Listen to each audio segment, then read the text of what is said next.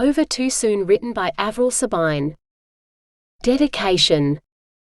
For my kids, who drag me back when I get lost too long in other worlds and listen when I talk about my characters.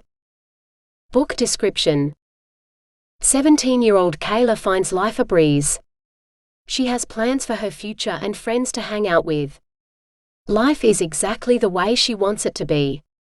Until she realizes that not every person she can see is actually alive or friendly. Her world is crumbling, her twin brother is suicidal, a ghost moves in, and her own death seems a distinct possibility. Chapter 1. Kayla leaned back against the wall of the hospital corridor and stared at the door in front of her. It was only a few more steps, but she couldn't bring herself to take them. She knew she had to go back in the room. There was no point in standing here all night. She needed to be on the other side of the door, with her brother. There was no one else by his side. And wasn't she partly to blame? How many times in the past couple of months had she told him life was tough, get over it? She took a hesitant step forward. He'd tried to go one better. He'd tried to get over it permanently. They'd been born 15 minutes apart, another 5 minutes, and she would have had a separate date of birth. They'd shared a womb for 8 months, a cot for a year, and a bedroom for 5 years.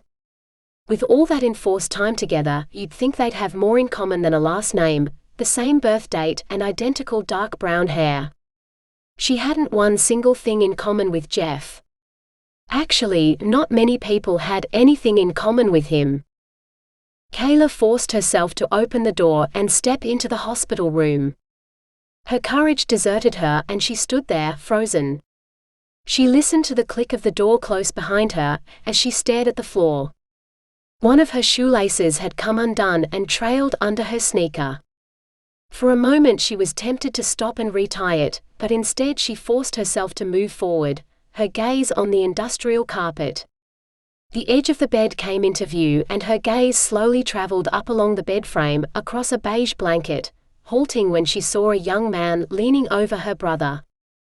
The palm of one hand rested on Jeff's pale forehead. "Hey! What are you doing in here?" The young man straightened. "You can see me?" "Of course I can see you." Kayla took a step back. He might be good to look at, but he sounded like he'd escaped from the psychiatric ward. "You shouldn't be in here." She took another step back, unable to look away from him. If he started to run towards her wielding an axe or something, she wanted plenty of warning. "Wait. Don't go." He moved forward. She turned and raced for the door. His hand captured hers before she could grasp the door handle. She faced him as she tried to pull away. "Let me go before I scream." "Please. I've been here for days." He stepped closer and Kayla was forced to tilt her head back to meet his dark eyes. She shook her head, trying to pull away from him. "No one sees me. Only you. Don't go. Talk to me. Just talk to me. Please." Kayla ignored the pleading tone. "Let me go." His grip loosened, but he continued to hold her hand. "I just want to talk." The door swung open and forced them to break apart so they could jump out of the way. Kayla pressed her hand against her chest as she glanced first at the nurse and then the boy. The nurse held the door with one hand, the other resting on her hip. "Your parents rang. They want to remind you not to stay too late, as you have school tomorrow." Kayla sent a nervous glance towards the boy. "Ah, I was wondering." Kayla faltered. "What did she say?" "Can you have someone cart this lunatic back to the asylum?" "She can't see or hear me." He stepped in front of the nurse to wave, grinning as he faced her. "Yes?" The nurse continued to look at Kayla, giving the boy not the smallest amount of attention. Kayla stared, then shook her head, sighing deeply. "Never mind." She slowly walked to the chair near the bed and sank onto it. She dropped her head into her hands. It had obviously been too long a day. It wasn't the boy who was the lunatic. It was her. Just great. She wondered if she should ask the nurse to cart her off to the psychiatric ward. "Are you okay?" Kayla raised her head to see the nurse in the doorway, looking at her through the waving boy, half hidden by him. Kayla laughed abruptly, a sharp sound that made her think of a lunatic sharpening an axe as he muttered to himself. "Yeah, about as much as you can expect." She kept the words to herself that she wanted to blurt out. Just great for someone who's completely lost her mind. Instead, she watched as the nurse nodded and left the room. Kayla looked back at the boy who remained in her brother's hospital room. Maybe she should have asked the nurse to bring a bed in for her too. Although how she'd thought up someone who looked as good as him, she didn't know. He had olive skin, short brown hair a shade darker than her own, and eyes equally as dark. He looked like he'd be taller than her brother, who often reminded her of a scarecrow with how tall and thin he was. There was nothing scarecrow-like about the boy she stared at. He filled his white cotton shirt nicely. He stepped forward and held out his hand. "I'm Brett, by the way." Kayla stared at his hand. Most people shake hands and offer their name. Kayla closed her eyes. This was dreadful. No. This was worse than dreadful. Maybe she was hallucinating from all the drugs her brother had taken to end his life. Didn't twins often experience the same things? That they'd never done so before didn't mean it couldn't happen. You know, just because I'm dead doesn't mean I enjoy being ignored. I didn't like it when I was alive, not about to start liking it now. Kayla's head jerked up at his words. Her mouth opened twice before she managed to speak. "Dead? As in a ghost?" Brett dropped his hand. "Dead. As in no longer living. There are no such things as ghosts." She frowned and reached out to touch him on the arm. "You're real. I can touch you." She wrapped her fingers around his warm arm. "Hold you. You can't be a ghost." Brett shrugged. "I don't understand it either. No one else can see me. Everyone walks through me. To you, I'm real. In the past 9 days I've talked to one other person. Someone like me. Another ghost. Do you know how lonely it is when you have no one to talk to? When no one can see you?" Kayla's eyes narrowed. "What were you doing to my brother?" "What do you think I was doing?" Brett asked warily. "He can't die. Do you understand? He's not to die. He wants to. His soul is barely holding on." "No." Kayla rushed to her brother's side and grabbed hold of his hand. "Do you hear me, Jeff? You're not to die. I couldn't stand to live without you. Remember when we were really little and we thought 'cause we were born on the same day we'd die on the same day?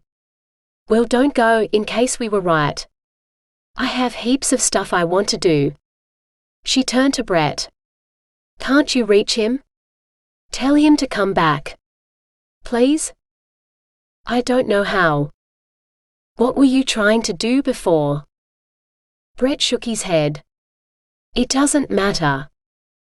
"I think it does. You were trying to kill him. Weren't you? Why?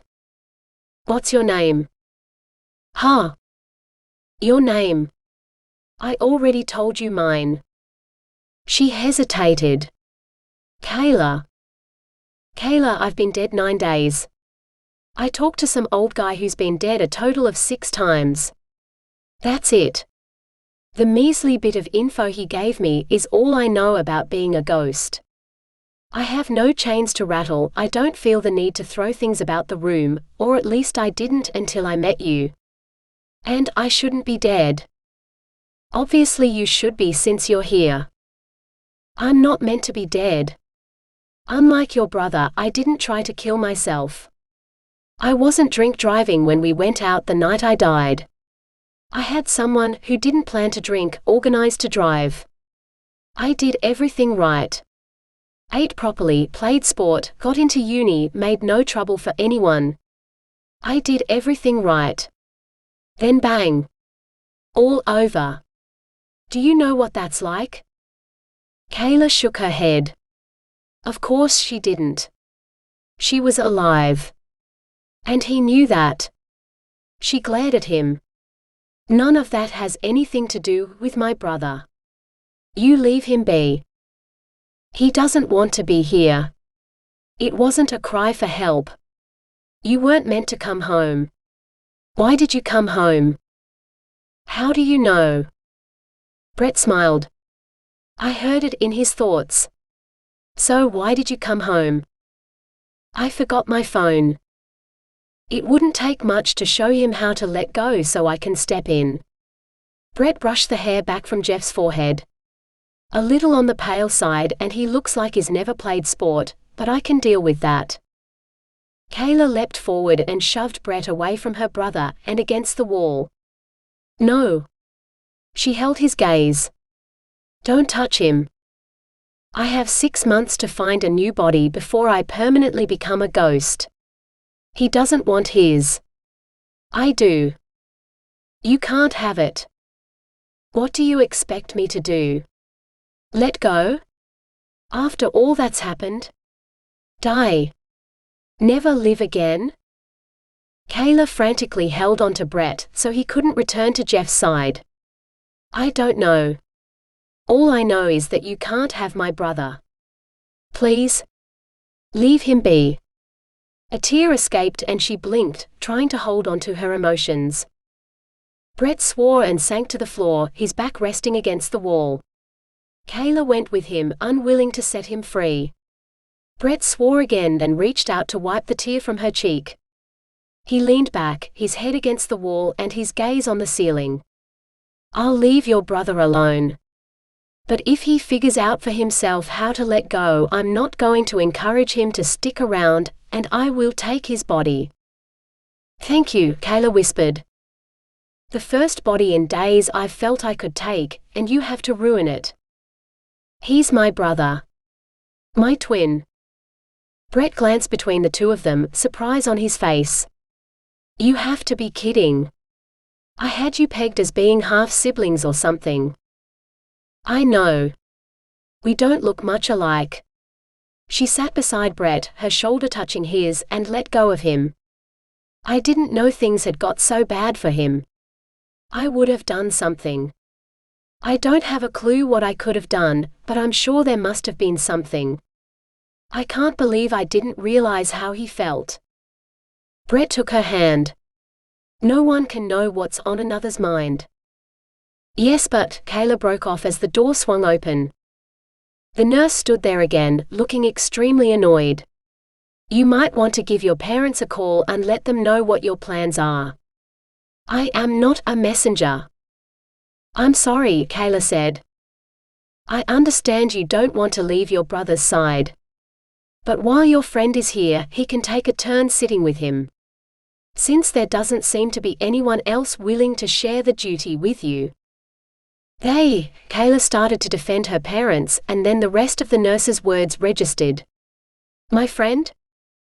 The nurse pointed to Brett. Boyfriend maybe? Kayla started to pull away from him, but his hand tightened on hers. That is...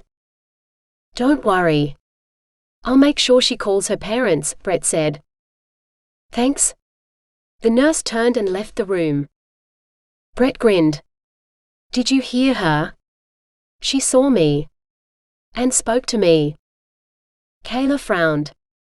But she couldn't before. Brett let go of her hand and reached out to the wall.